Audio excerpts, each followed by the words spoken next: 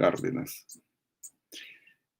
El día de hoy quiero compartir con ustedes algunas ideas de este tema del proceso contencioso administrativo y las reclamaciones del régimen laboral público. Lo voy a abordar en tres aspectos básicos. Una primera referida a la competencia de este proceso contencioso administrativo. Y segundo, sobre las principales materias que se tramitan o se han tramitado en la sala laboral durante el año que pasó. Y por último, la ejecución de sentencias. Esto desde un enfoque práctico antes que doctrinario o jurisprudencial. Lo que queremos es conocer la realidad de esta causa, de esta problemática que se afronta no solamente aquí en Huancayo, sino que es una realidad, diría yo, a nivel nacional. En ese sentido, el primer tópico respecto al proceso contencioso administrativo laboral, ¿quién es el juez competente? Y comienzo formulando esta pregunta. ¿Qué órganos jurisdiccionales, juzgados o salas, son competentes para conocer los procesos contenciosos administrativos, laborales y previsionales? ¿Cuántas salas supremas conocen los procesos contenciosos administrativos laborales? Digo, ¿cuántas salas, no? ¿Y por qué hablo en plural?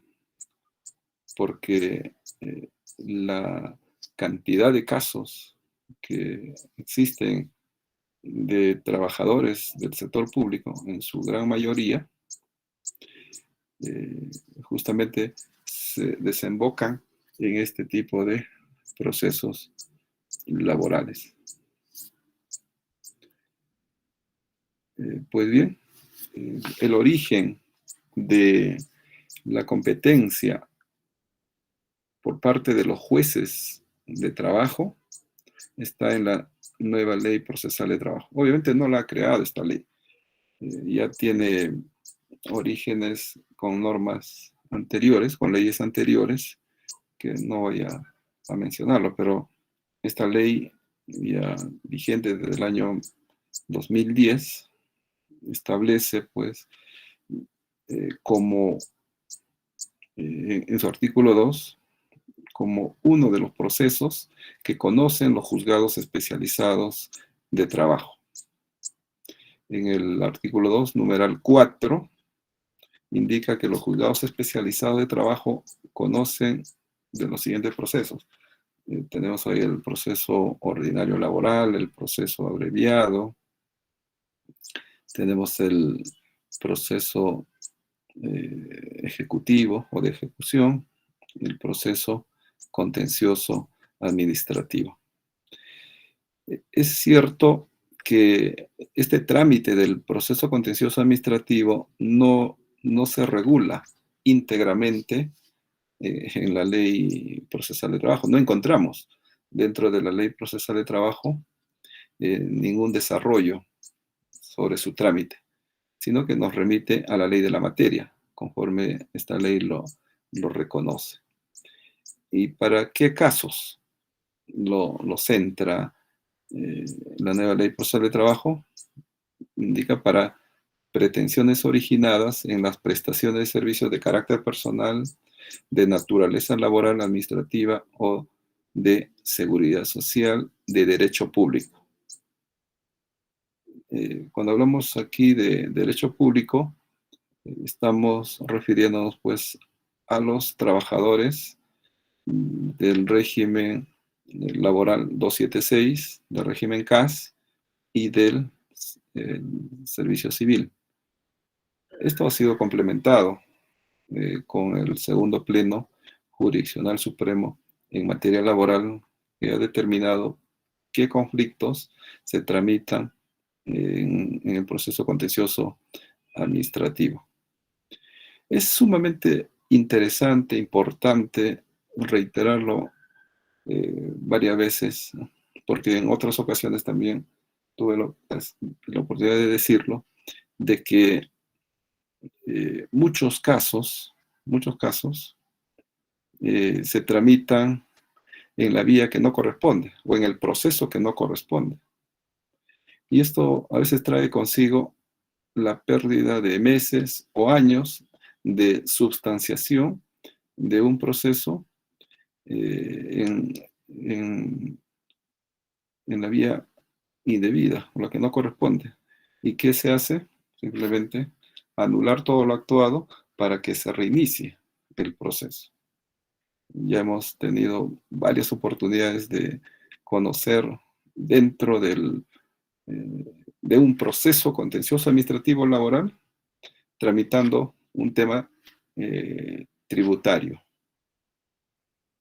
de pago de un impuesto predial que un colegio estaba cuestionando en la vía del proceso contencioso administrativo laboral.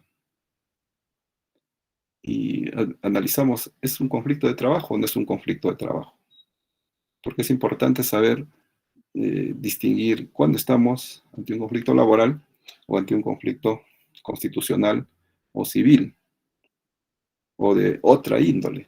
Puede ser un contencioso administrativo general que se tramite pues, ante el juzgado civil, porque acá en Huancayo no existe el juzgado contencioso administrativo general.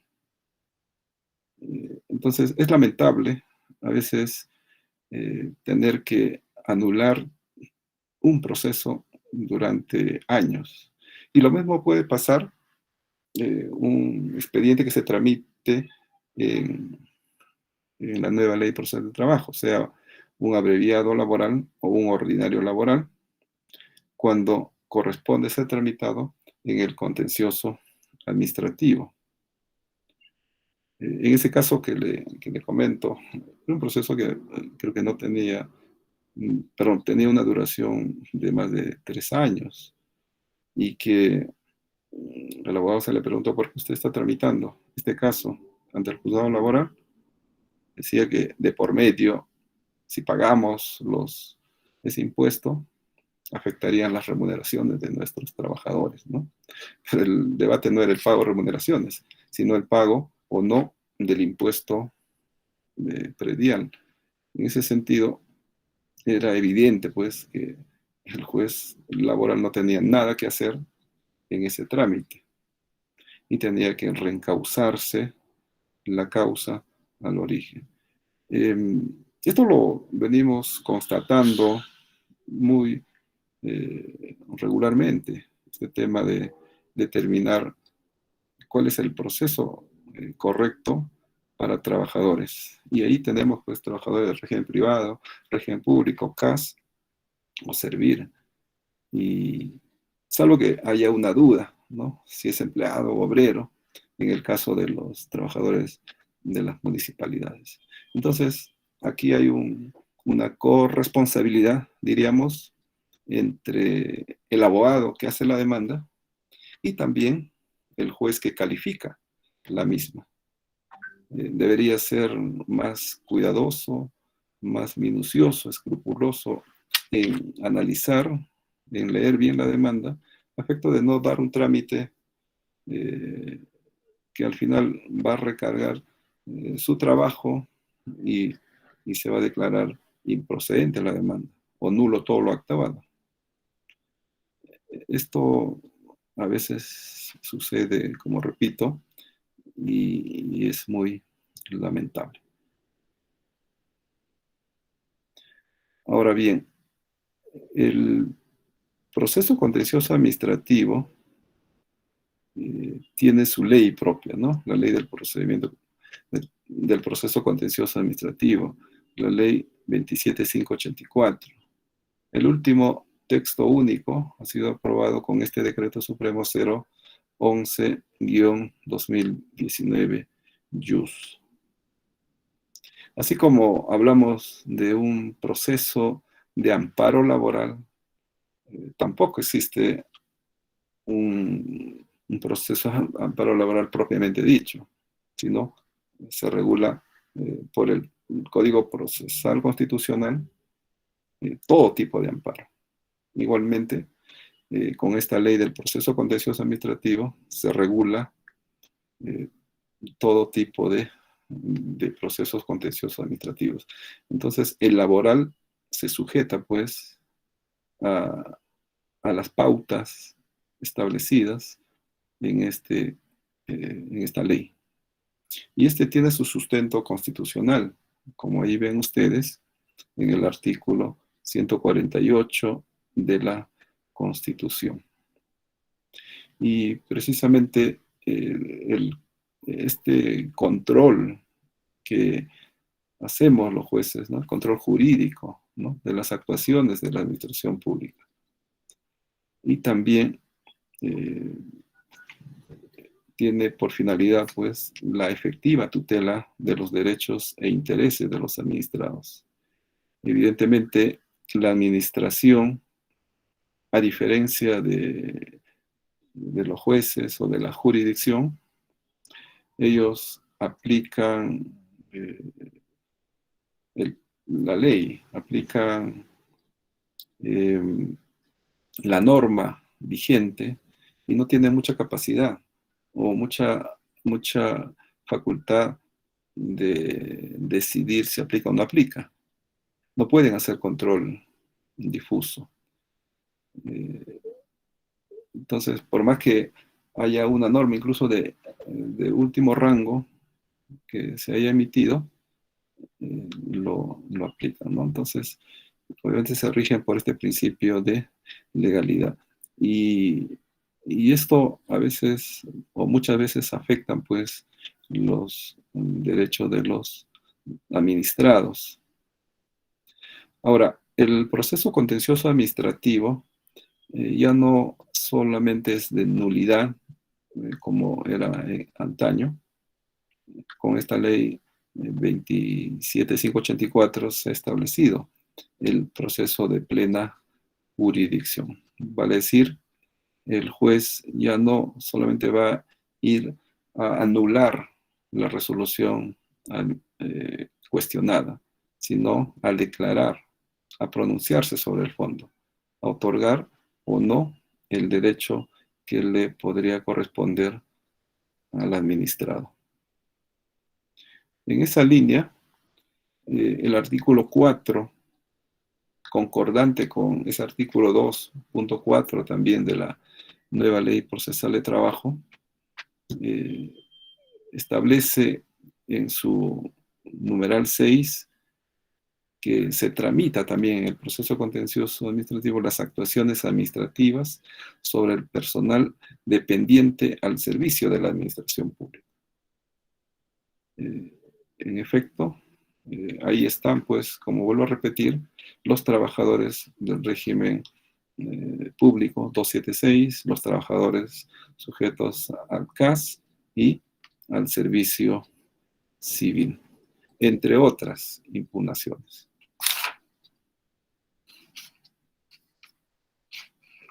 Y también esta misma ley establece qué es lo que se puede postular como pretensiones, qué se debe obtener. Solamente voy a mencionar el segundo: el reconocimiento o el restablecimiento del derecho o interés jurídicamente tutelado y la adopción de las medidas o actos necesarios para tal fin. Esto quizás es uno de los conflictos que mayormente se presentan, al igual que también el numeral 4 respecto a la obligación de la administración de realizar una determinada actuación. Y por qué no también la indemnización, acumulativamente, que muchas veces se presenta conjuntamente con una actuación impugnable. no pocos casos se advierte sobre la nulidad de resoluciones, principalmente cuando se trata de sanciones disciplinarias o de desplazamiento de personal, sea destaques, permutas, entre otros.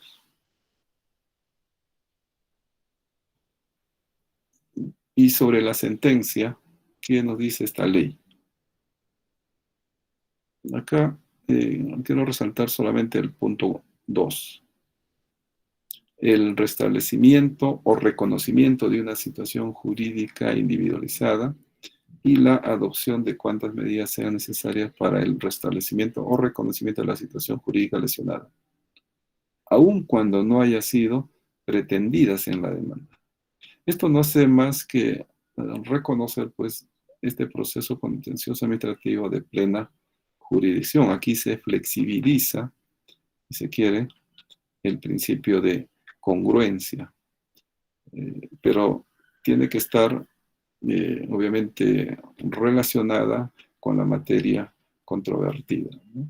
Yo recuerdo hace unos años, un trabajador de CAS demandaba su reposición porque había sido eh, despedido arbitrariamente, sin motivo, no por vencimiento de contrato.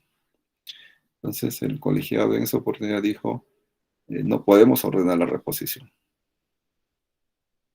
Tendrías que hacer una demanda de indemnización por tus 3 remuneraciones.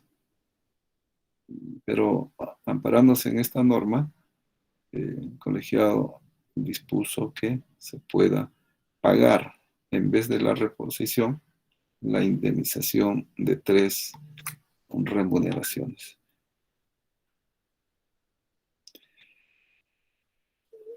Entonces, este proceso contencioso administrativo que nos formulamos la pregunta inicial, corresponde, pues, conocer a los juzgados de trabajo eh, encargados justamente del trámite de estos procesos. Acá en la ciudad de Huancayo, le hablo porque trabajo en esta ciudad, tenemos 2 juzgados que se encargan del conocimiento, 2 juzgados permanentes y 2 juzgados transitorios. En total, 4 juzgados eh, que se encargan exclusivamente de conocer el proceso contencioso administrativo. Y tenemos una sala laboral especializada solamente en proceso contencioso administrativo y otra sala en proceso ordinario y abreviado laboral. Y en la Corte Suprema existen 2 salas supremas que se encargan de conocer exclusivamente los procesos contenciosos administrativos laborales y previsionales de todo el Perú. Antes había uno, y debido a la gran cantidad de casos, evidentemente hay 2 órganos jurisdiccionales de la Corte Suprema que se encargan. Hay más salas, hay más salas de derecho constitucional y social. Uno que se encarga del contencioso administrativo general y otros de los contenciosos administrativos especiales, ¿no? Aduanas, tributario, mercado de valores, entre otros. Sobre este segundo tema, segundo punto ya de mi exposición, principales materias que se tramitan o se han tramitado en la segunda sala laboral. Esto tiene que ver justamente con el contenido de la ponencia, ¿no? Las reclamaciones, qué pretensiones, qué materias son las que la sala laboral conoce en segunda instancia. Y para este efecto hemos hecho un trabajo, ¿no?, de analizar los 2018 casos, 2018 casos que el año pasado la sala ha resuelto en todo el año. Hemos hecho un análisis eh, sobre el particular, ¿no? Pero antes de eso, también nos formulamos esta pregunta. ¿Qué materias o conflictos laborales son los que más se tramitan en el proceso laboral? ¿Y cómo resuelven los jueces estos conflictos? Quizás en otra oportunidad podamos conversar ya materias específicas de cómo se resuelve una u otra eh, materia, ¿no? De lo que vamos a pasar a continuación. Y vemos que, en efecto, espero que puedan visualizar, ahí tenemos un gráfico eh, con 262 casos, ¿no? En total han sido demandas de reposición. De los 2018 casos. En total hemos visto 262. Y en segundo lugar, las reclamaciones están centradas a las bonificaciones diferenciales, con 253. Y acá tenemos varias clases de bonificaciones. Bonificación diferencial por zona rural o urbano marginal. Esto es para el sector salud.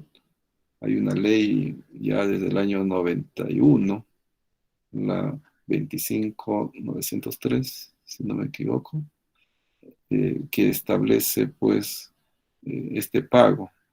Y la administración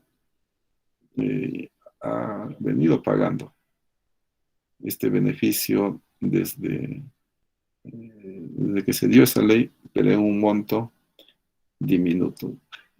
Es cierto que los reclamos se han incrementado en los últimos años porque la interpretación que se le dio a la percepción de este beneficio lo ha hecho tanto la Corte Suprema como el Tribunal Constitucional, reconociendo pues que debe ser efectuada en base a la remuneración total. De ahí que los trabajadores del sector salud han tenido y lo siguen teniendo, y hay nuevas demandas también, los reintegros correspondientes por este concepto. Esos de los 253 casos, 130 está referida a estos reclamos. Y un número menor es la bonificación por zona de emergencia, que también es una pretensión, vamos a decirlo, que está en auge, porque parte del reconocimiento que la misma Corte Suprema ha hecho de este beneficio. Recordarán ustedes esa bonificación, la 03794, donde el Tribunal Constitucional tuvo que dar un precedente y luego el Congreso tuvo que dar una ley para que se pague directamente y no se tenga que hacer juicio. También ha sido en su momento, ya hace más de 10 años, uno de los conflictos que tenía alta incidencia, al igual que la preparación de clase para los profesores. Entonces, pero tampoco ha desaparecido esta última que les he mencionado, ¿no? También existen otra bonificación por altura, que otros por cargos de responsabilidad directiva, la bonificación diferencial por ejercer cargo de responsabilidad directiva, es decir, el servidor ha ejercido por más de 3 o más de 5 años un cargo superior y que la ley, ¿no?, de la carrera administrativa le reconoce ese derecho a percibirlo de manera permanente. Sobre este último hemos tenido como 13 casos. Obviamente no, no compartimos el criterio que dice la autoridad del servicio civil, donde ellos dicen que tiene que ser trabajos continuos. En cambio, la Corte Suprema, el Tribunal Constitucional ha indicado pues, que eso no interesa, y tampoco que sean designados, sino pueden haber desempeñado bajo otras modalidades, incluso hasta como encargados, y le corresponde ese beneficio. En tercer lugar está en el tema de las pensiones. Vean ustedes, hay 211 casos, diversos tipos de pensiones, obviamente contra la ONP, porque contra la AFP o las compañías privadas, ¿no?, cuando se trata del seguro complementario de trabajo de riesgo, o sea, la pensión de invalidez o pensión vitalicia o renta vitalicia, como lo llaman, como se llama también, eso corresponde pues al proceso ordinario laboral. En cambio, la renta vitalicia contra la ONP se tramita pues en el proceso contencioso administrativo. Decía que hace unos años también eh, este grado de conflicto debería ir disminuyendo en la medida en que existe un tribunal administrativo previsional, que también ha dado sus precedentes y muchos casos ya han sido allí nada más solucionados. Sin embargo, hemos tenido casos también de impugnación de resoluciones de ese tribunal administrativo. Las pensiones es una parte importante del derecho a la seguridad social, eh, y ahí tenemos regímenes distintos, ¿no? La ONP, tenemos el decreto ley 20.530, militar policial, eh, pero la mayor cantidad gira en torno a la ONP, y ahí tenemos también una variedad ¿no?, de pensiones, ¿no? Régimen general, tenemos pensión adelantada, tenemos regímenes especiales, como por ejemplo eh, pensión minera, pocos, pensión de construcción civil, eh, y también tenemos pensiones muy pocas también de unión conyugal o uniones de hecho. Últimamente ha salido también una nueva ley modificando la pensión adelantada y también otorgando nuevamente una pensión especial para quienes eh, tengan de 10 a 15 años, 250 soles, y para quienes tengan de 15 a 20, 350 soles. Es un gran problema el tema de acreditar los años de aporte para muchas personas que han laborado hace muchos años atrás. Y justamente esa ley ha venido, si se quiere, a solucionar ese problema de aportes. En otorgamiento de pensiones, el tema en debate, casi en su gran mayoría, es el reconocimiento de aportes. Certificado de trabajo, etcétera, y son servicios prestados, pues, no a partir del 99, donde ya la SUNAT se encarga de registrar los aportes, sino de años anteriores. Incluso hemos visto casos hasta la década del 60, ¿no?, 70, 80, y empresas que ya han desaparecido. Y ahí es bien cuestionable, bien debatible, si se da valor o no a certificados que se han expedido en esos años. Y también hay algunos que han utilizado, lamentablemente, fraudulentamente, algunos documentos. Por ejemplo, eh, escribirlo con computadora, ¿no?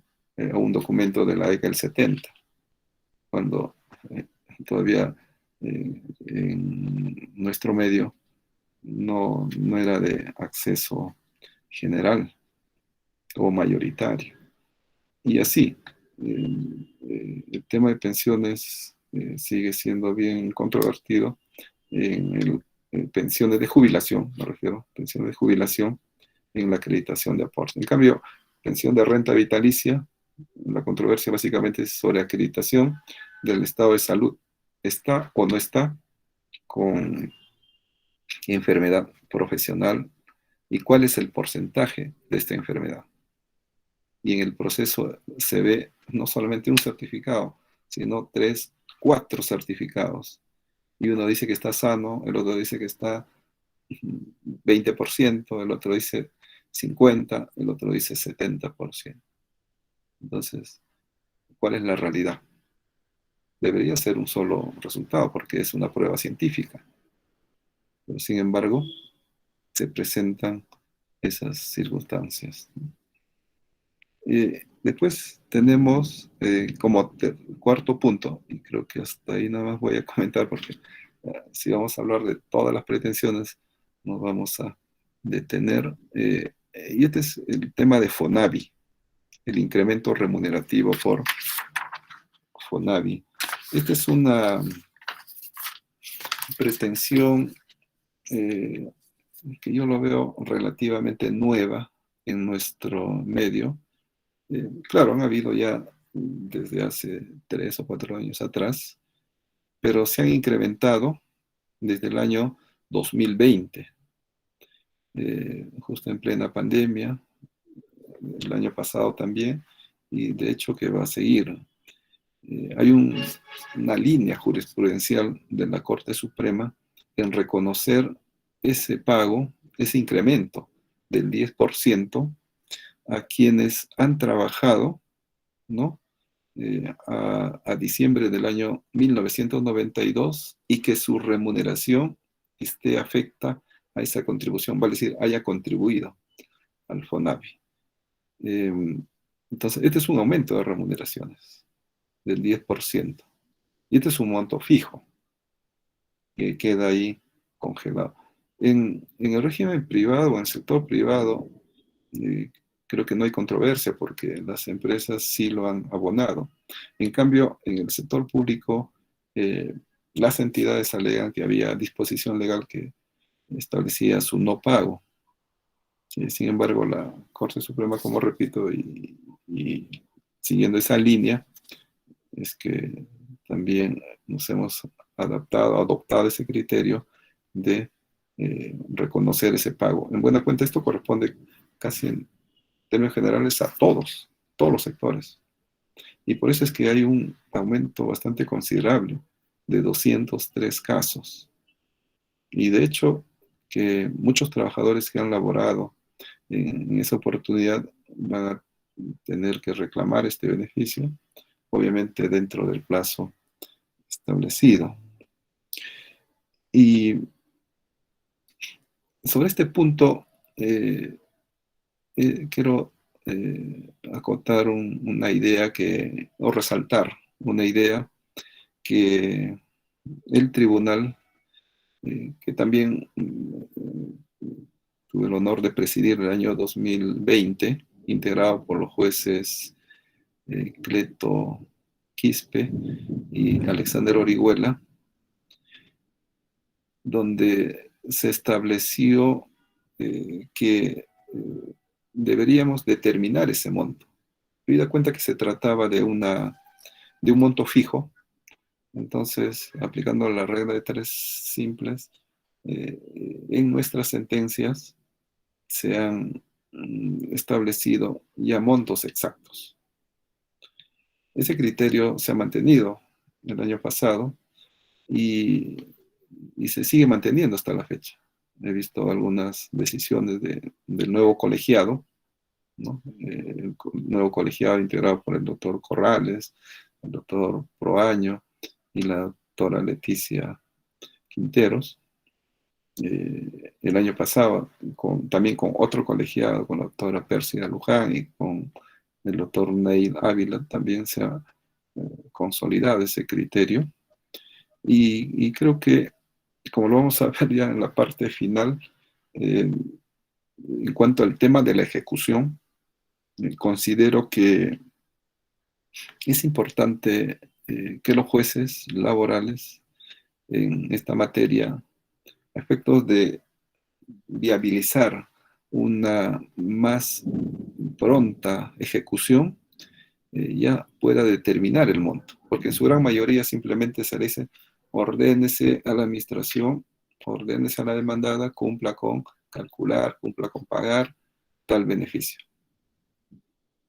Y se abre otro trámite en ejecución de sentencia para determinar el monto líquido.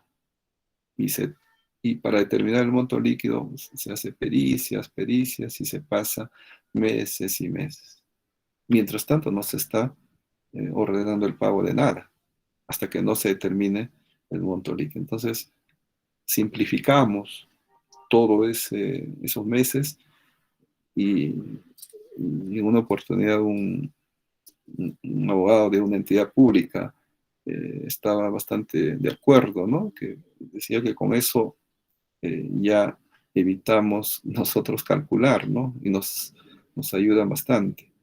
En la medida de lo posible, en algunas pretensiones considero yo que se podría hacer ese cálculo a efectos de abreviar ya la ejecución, como lo vamos a ver más adelante, donde hay años que se demoran a satisfacer esta deuda. Estos procesos, por lo general, se están resolviendo en segunda instancia. Muchos son del año, no son de años anteriores, ¿no? Eh, Pocos son, pues, de hace 1 o 2 años atrás que han estado en trámites, salvo que sea un tema complejo, ¿no? De eh, impugnación de una resolución administrativa, entre otros. Bueno, ahí tienen ustedes también otras pretensiones, solamente voy a enumerar el decreto de urgencia 105, que otorgó un aumento de 50 soles el año 2001, y eso tiene repercusión en algunos beneficios. Eso también se está amparando. Y 154, caso de preparación de clases. Eh, Lamentablemente la administración, hay que decirlo así, para pagar una deuda requiere una sentencia. Derechos que le corresponde, pero obligan al administrado, al trabajador público a iniciar un proceso. Y después tenemos otros incrementos, ¿no? También colaterales. Hay 3 decretos de urgencia que aumentaron 16% en la década del 90.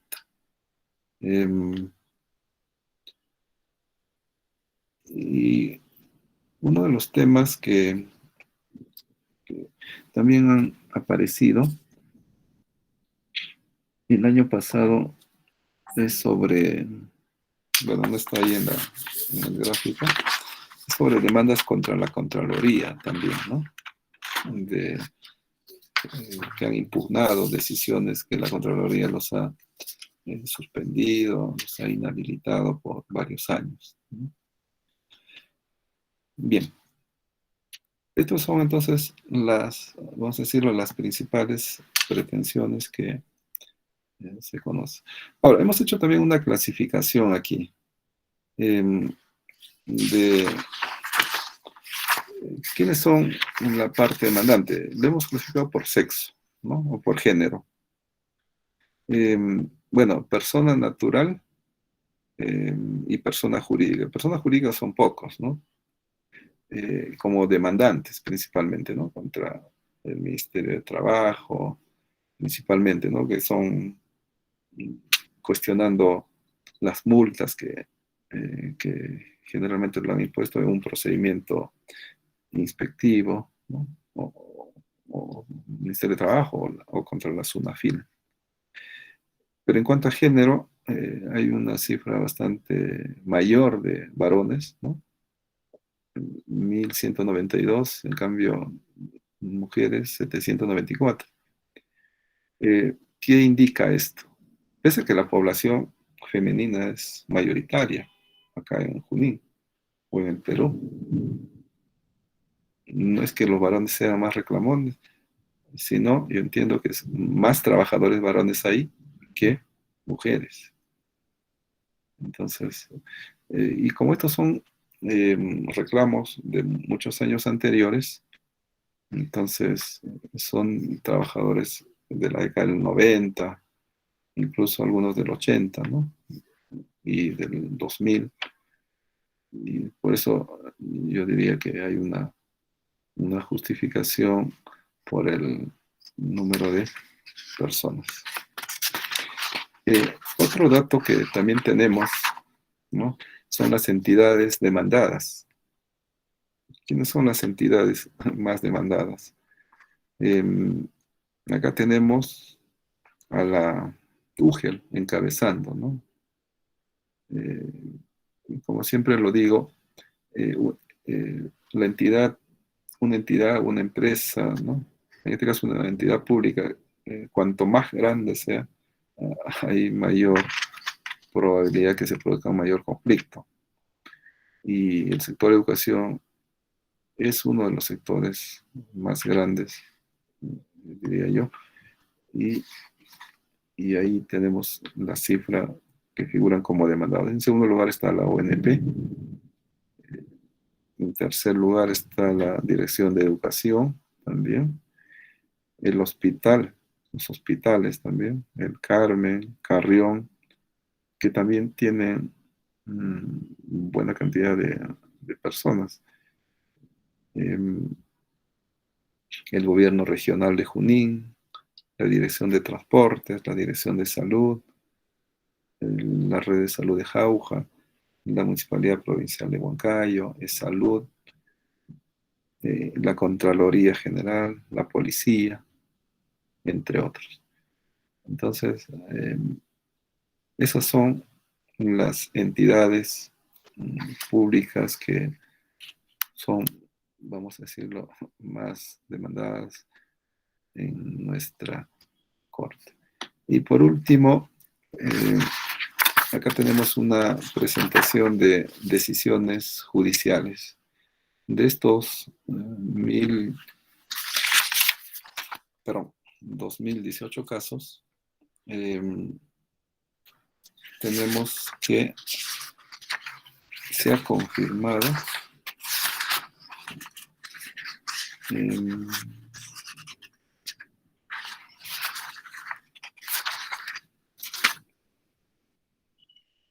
bueno, el dato exacto no lo tengo en la mano, pero acá está. Se confirmó 1.303, se confirmó en parte 202, se han revocado 272, se revocaron en parte 90, se han declarado nula, también un buen porcentaje. Nulo el concesorio. ¿Por qué se declara nulo el concesorio? En su gran mayoría porque fundamentan argumentos que no corresponden al caso. Por ejemplo, se trata de FONAVI y la entidad pública apela sobre preparación de clase, por decir. Entonces, ¿qué vamos a analizar ahí? Nada, ¿no? Y en ese caso corresponde la nulidad. Pero mayoritariamente las decisiones que se dan en primera instancia son ratificadas. Y ya en el tercer rubro, ya también ya creo que ya con el tiempo ya vencido, tenemos esto de la ejecución de sentencia. Y lo puse ahí, problema latente. El año 2020 Pero antes, disculpe, ¿cuántos años dura la ejecución de sentencia en un proceso contencioso administrativo laboral? ¿Y quién debe solucionar este problema? ¿Y qué medidas se puede adoptar para solucionar? Es un problema no solamente Huancayo, sino a nivel nacional.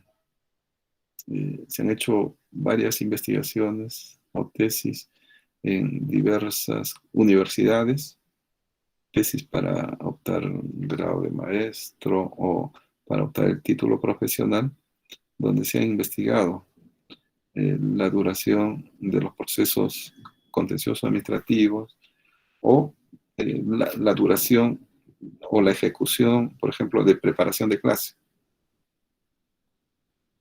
Y en todas ellas nos revelan, pues, años enormes, ¿no? El año 2010, a octubre, yo también hice un estudio acá en el juzgado laboral de Huancayo. Esa vez habían dos que tenían mayor carga, eh, pero este es el global. A octubre de, del año pasado, perdón, del 2020, había en ejecución 6.000 casos, 6.200 casos, y en trámite 6.782. Bueno, esto según datos de la Oficina de Estadística. Tuve la oportunidad de tener acceso a otro reporte a diciembre de este año, de un juzgado, solo de un juzgado, que es la que se encarga de ejecutar todo. Eh, Hay una disposición del Consejo Ejecutivo del Poder Judicial para que ese juzgado, el primero, se encargue de todo lo que son procesos de ejecución. Miren ahí, 7.166 al 31 de diciembre del año pasado. Y en trámite 641. ¿Cuánto había un año antes? 6.012, octubre, ¿no? Y al año siguiente, más 3 meses, aumentó a 7.116. Más de 1.000 expedientes que están en ejecución nuevos. De acá a fin de año entrarán otro tanto igual. Y así van a seguir aumentando. ¿Y por qué no disminuye? Ese es el gran problema. En este trabajo que se hizo el año 2020, solamente habían dos juzgados que estaban conociendo, un transitorio y un juzgado permanente. En cambio, el año pasado, ¿no?, se creó un transitorio más y también se creó un permanente más. Se convirtió un permanente más. Mira, aunque no está tan claro, espero que lo vean. Acá están los años que están durando. Habían de un año, perdón, menos de un año, de 2 años. Hemos encontrado expedientes hasta 8 años de ejecución, 44 casos. 7 años, otro igual. 6 años, 119 casos.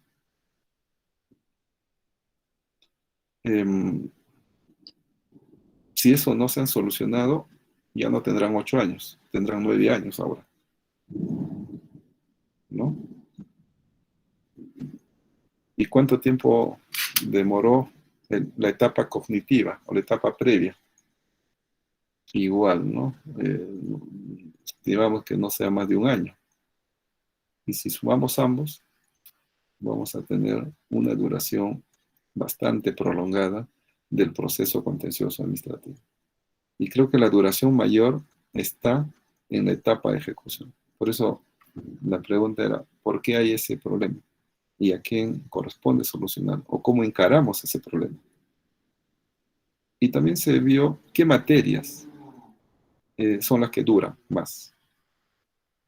Lamentablemente, no está bien diseñado en la corte, no sé si es una realidad en otras cortes, sobre las materias, va a decir las carátulas, donde se ingresan de qué corresponde. Por ejemplo, acá tenemos la acción contenciosa administrativa, es el proceso contencioso. Y revisado, hay algunos que corresponden a reposición y otros que corresponden a pago de pensiones. O sea, no se sabe, no hay una, en esa parte está pendiente para un trabajo o para corregir qué pretensiones. Y en su gran mayoría, conversando con los jueces, son pretensiones económicas.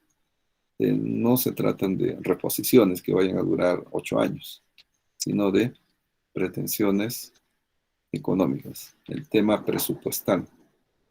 ¿Cómo solucionar eso?